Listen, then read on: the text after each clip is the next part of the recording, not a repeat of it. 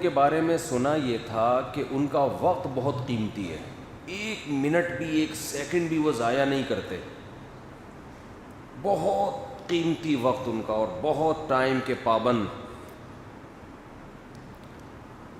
تو میرا خیال ان کے بارے میں یہ تھا کہ وہ ہر کام بہت اسپیڈ سے کرتے ہوں گے، کیونکہ ٹائم کم ہے۔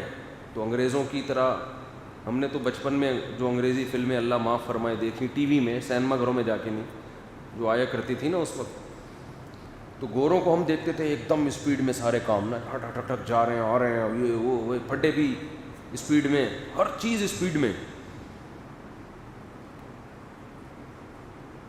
تو ہم اور باہر ہم پبلک کو دیکھتے تھے کہ اسپیڈ کے علاوہ ان کے پاس سب کچھ ہے، ایسے سست چل رہے ہیں تو پتہ ہی نہیں چل رہا کہ کہاں جا رہے ہیں یہ، ان کا ارادہ جانے کا کہیں ہے بھی یا ویسے ہی کسی نے دھکا دے دیا ان کو، ایسا ہی ہو رہا ہے۔ اور جس طرح لوگ چل رہے ہوتے ہیں تو آج کل لوگوں کی چال کو دیکھ کے لگتا ہے کہ یہ کسی ارادے سے گھر سے باہر نہیں نکلے، ابا نے دھکا دے کے نکالا ان کو، بیٹا گھر میں پڑا پڑا تنگ کر رہا تھا، ابا نے پش کیا نکل، تو اب پتہ ہی نہیں کہاں جا رہا ہوں، تو ایسے لہراتا ہوا جیسے بونینزا کا اشتہار آ رہا ہے۔ تو دو انتہائیں ہم نے دیکھی تھیں، ایک انگریزوں کو دیکھا ایسے اسپیڈ میں یہاں جا رہے ہیں وہاں جا رہے ہیں، ادھر سے ٹن مارا ادھر سے، ہر کام ان کا نا بہت ہی اسپیڈ کے، صبح دفتر جا رہے ہوتے ہیں دیکھو نا گورے، اور ہمارے کچھ ریلیٹیو لندن سے آئے تو انہوں نے بتایا کہ گورا تو آرام سے بیٹھ کے کھانا بھی نہیں کھاتا،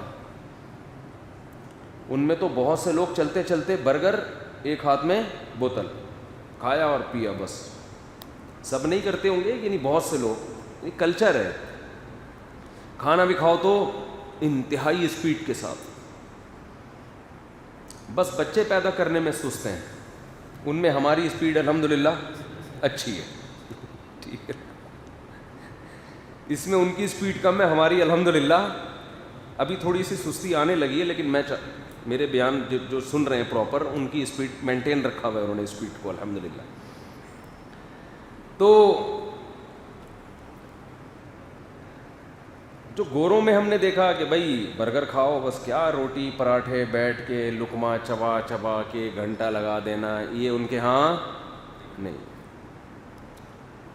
میں جب حضرت مفتی رشید احمد صاحب رحمہ اللہ تعالیٰ کے پاس گیا تو ہم نے ان کے سنے ہوئے تھے واقعات، بہت ٹائم کے پابند۔ ہمارے حضرت ایک مثال دیا کرتے تھے کہ بوتل جب مکمل بھری ہوئی ہوتی ہے تو اس میں ایک بلبلہ بھی نہیں ہوتا، ہوا کی جگہ بھی نہیں ہوتی، تو اس میں جب آپ کوئی نئی چیز ڈالیں گے تو کچھ پرانی چیز کو نکالنا پڑے گا، پانی کو نکالنا پڑے گا، پھر نیا پانی جائے گا۔ فرمایا اس بوتل کو یوں کریں دائیں کریں بائیں کریں، اس میں جگہ ہے ہی نہیں، جگہ بنانے کے لیے پرانا پانی آئے گا تو پھر نیا پانی جائے گا، ہوا کی جگہ بھی نہیں ہے۔ تو فرمایا کرتے تھے کہ ہمارا ٹائم ایسا ہونا چاہیے، ہماری صبح سے لے کے رات سے لے کے صبح تک کا اسکیجول ایسا ہونا چاہیے کہ اس میں کسی نئی چیز کی جگہ بالکل بھی بولو نہ ہو، نئی چیز جب آئے جب پرانی نکلے، نئی چیز یعنی آپ کوئی نیا کام کرنا چاہتے ہو یا کوئی نیا آپ اپنے اسکیجول سے ہٹ کے کچھ کرنا چاہ رہے ہو، تو وہ جب آپ کی لائف میں وہ نیا کام آئے گا تو پرانا والا نکلے گا، اور نئے کو جگہ جب دی جاتی ہے جب نیا پرانے سے امپورٹنٹ ہو۔ کیا خاندانی بات ہے یار، اللہ کرے کھوپڑی شریف میں، یہ کھوپڑی شریف کا لفظ اتنا مشہور ہو گیا کہ کسی نے مجھے بتایا کہ ہمارے بچے آپ کا بیان سنتے ہیں اور دوسرے کو کہہ رہے تھے کہ کیا کھوپڑی شریف میں بات آ رہی ہے کہ نہیں آ رہی ہے، بچہ سمجھا رہا تھا اس کو۔ ایک افغانی پٹھان مجھے کہہ رہا ہے، افغانستان کا پشتو، پتہ نہیں کیا کہہ رہا ہے کہ بڑا خاندانی کام کیا ہے انہوں نے کابل میں۔ میں نے کہا خاندانی کا لفظ کہاں سے لے لیا آپ؟ تو اللہ کا شکر ہے اردو یہاں سے ایکسپورٹ بھی ہو رہی ہے۔ تو جب بھی بوتل میں یا آپ کے گھر میں کوئی دراز ہے، بوتل سے زیادہ آسان مثال ایک ڈراز کی ہوگی نا، اس میں چیزیں بھری ہوئی ہیں اور آپ کے پاس وہی ہے، اس میں مزید آپ کچھ نہیں ڈال سکتے.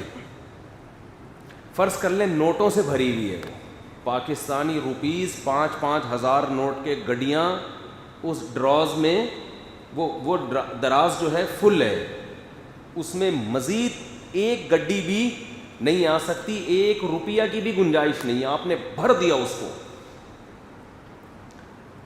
اب اگر کوئی آپ کو آ کے گفٹ دیتا ہے 5 روپے کا سکہ، یا کوئی روٹی گفٹ کر دیتا ہے آپ کو، اور آپ کے پاس اس دراز کے علاوہ اس روٹی کو رکھنے کی جگہ نہیں ہے، یا اس 5 روپے کو رکھنے کی جگہ نہیں ہے، یا 1000 کے نوٹ کو رکھنے کی اب جگہ نہیں ہے، اتنا فل کر دیا کہ اب دراز بندی نہیں ہو سکتی اگر آپ مزید کچھ رکھیں گے اس میں. تو آپ کچھ 1000 کی خاطر 5000 کا نوٹ نکالو گے؟ بولتے کیوں نہیں؟ بولو.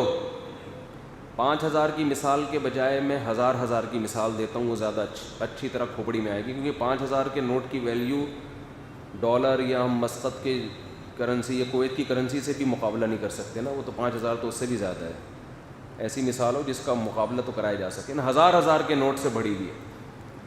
اب کوئی 500 کا نوٹ آپ کو لا کے دیتا ہے، آ جائے گا اس میں؟ نہیں آئے گا. تو آپ کو پتہ ہے 500 رکھنے کے لیے نکالنا کیا پڑے گا؟ 1000. تو آپ یہ گھاٹے کا سودا کرو گے؟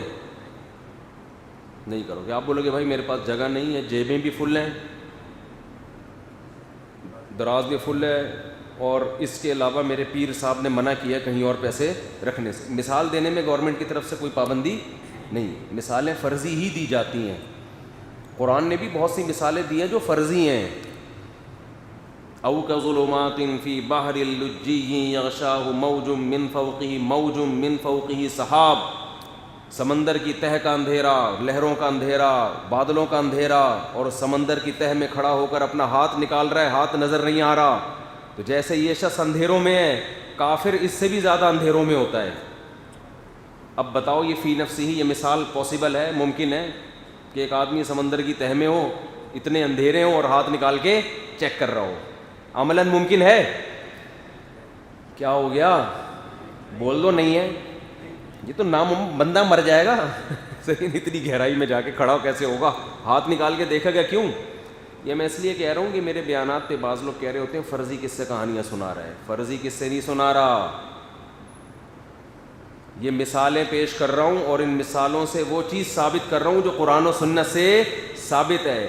اور مثالوں کے ذریعے قرآن و سنت کی باتوں کو ثابت کرنا یہ اللہ کی سنت ہے. ایک دفعہ میں نے ایک بیان کیا، ایک آیت پڑھی، اسی کی تشریح میں پورا بیان ہو گیا مثالوں سے. اسی آیت کو سمجھاتا رہا مثالوں کے ذریعے، واقعات کے ذریعے. بیان کے بعد ایک صاحب کہنے لگے پورا بیان سنا، ایک آیت پورے قرآن میں پورے بیان میں آپ نے بیان کی، باقی تو ساری اپنی باتیں کرتے رہے ہو. بیٹھ ہم یہاں قرآن و حدیث سننے کے لیے آتے ہیں، آپ کی باتیں سننے کے لیے نہیں آتے. میں نے ان سے کہا پورے بیان میں قرآن و سنت کے خلاف کوئی بات سنی ہے آپ نے؟ اپنی باتیں. بھائی وہ ایک ہی آیت کی میں تشریح کر رہا ہوں نا. اگر ایک ہی آیت کھوپڑی شریف میں بیٹھ جائے ایک بیان سننے کے بعد تو اور کیا چاہیے بھائی. میں نے کہا کوئی بات آپ کو پورے بیان میں قرآن و سنت کے خلاف ملی ہو تو بتاؤ. تو یہ لوگ عجیب عجیب طرح کی باتیں کر رہے ہوتے ہیں. تو آپ نے دراز میں 500 کسی نے آپ کو دیے اور کہا کہ یہ دراز میں رکھ لیں. آپ رکھو گے؟ بولے گا یار 1000 کا نوٹ نکالنا پڑے گا، 500 میں اس میں نہیں ڈالوں. ابے کون سے ملک کی کرنسی؟ ہاں کرنسی کو چھوڑو. اب ایک آدمی لے آیا 5000 کا نوٹ اور کہتا ہے یہ رکھ لیں. آپ فوراً پرانا 1000 نکالو گے اور اس کی جگہ 5000 کا نوٹ بولو ڈال دو. یہی مسئلہ ہے. ہمارے حضرت فرمایا کرتے تھے کہ 24 گھنٹے آپ کا اسکیجول ایسا ہونا چاہیے کہ اس میں جب اس دراز میں اس ٹائم میں کوئی نئی چیز آئے تو پرانی سے قیمتی ہو تو اس کو لاؤ اور پرانی کو نکال دو. پرانی سے قیمتی نہیں ہے تو آپ لوگوں کو بتاؤ کہ میرا یہ شیڈول ہے, یہ اسکیجول ہے, اس میں مزید کوئی گنجائش نہیں ہے. نہیں آ رہی بات؟ آ رہی ہے. اب سب ہم جب جس کے یہ حالات ہوں, ہم نے ان کے بارے میں پڑھا بھی, ان کی کتاب بھی چھپ چکی تھی کہ بھئی ایسا اسکیجول ہے, تو ہم نے کہا یار ان کی لائف تو انگریزوں سے زیادہ فاسٹ ہوگی پھر نا, ان کے پاس تو ٹائم ہی نہیں ہے کسی چیز کا, تو وہ تو ہر کام اسپیڈ میں کرتے ہوں گے. کھانا بھی کھا رہے ہیں تو اسپیڈ میں, آ رہے ہیں تو اسپیڈ میں, جا رہے ہیں تو اسپیڈ میں, بیٹھ رہے ہیں ملاقات کا ٹائم دے رہے ہیں تو بس جلدی جلدی مکمل کرو بھائی, ٹائم کیا ہے, مزید ایک قطرے کا بھی ٹائم نہیں ہے, اس ایک قطرہ پانی بھی نہیں ڈال سکتے. لیکن کمال کی بات یہ, ہم نے جب ان کی حالت کو دیکھا تو بالکل اس کے اپوزٹ. بات کرتے تھے تو اتنی میرا خیال تھا جب بات کرتے ہوں گے بڑی اسپیڈ سے نا کہ ٹائم نہیں ہے بھائی, ایسے جیسے میں سوال پڑھتا ہوں. وہ تو میں جان کر پڑھتا ہوں, اگر میں سوالات پڑھنا شروع کر دوں نا تو قیامت آ جائے گی. اتنے لمبے لمبے ڈیٹیل میں سوال, اور اس میں پوچھنے کی بات ذرا سی ہوتی ہے. وہ تو ایک مصلحت ہے, سیاست ہے, اور اس میں نقصان بھی نہیں ہے کیونکہ جواب سے خود ہی سوال سمجھ میں آ جاتا ہے لوگوں کی. اس کو الٹا کر لو سوال بن جائے گا. ٹھیک ہے, وہاں تو یہ حکمت ہے. لیکن ہم نے جب ان کی محفل میں گئے, ان کو دیکھا تو بات کرتے تھے بہت آرام آرام سے, بڑی شائستگی کے ساتھ. ایسا لگتا تھا ان کے پاس ٹائم بہت ہے. سمجھ میں آ رہی ہے؟ ایسا لگتا تھا ان کے پاس ٹائم, بولو, بہت. جب وہ نیند کرتے تھے تو ان کی نیند کو دیکھ کے کوئی یہ کہہ سکتا تھا کہ ان کے پاس سونے کا ٹائم بہت ہے. اتنی گہری نیند, سکون سے, اطمینان سے, تمیز سے نیند پراپر لینی ہے.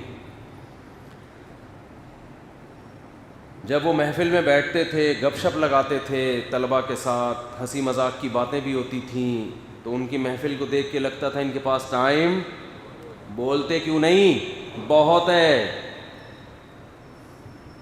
ہم تو اسپیڈ میں کھا لیتے تھے, جن کے پاس ٹائم ویسے ہی بہت تھا, لیکن جس کے پاس نہیں تھا وہ کھانا بڑی تسلی سے کھاتے تھے. ہم نے حضرت کے ساتھ کھانا بھی کھایا, اتنے آرام آرام سے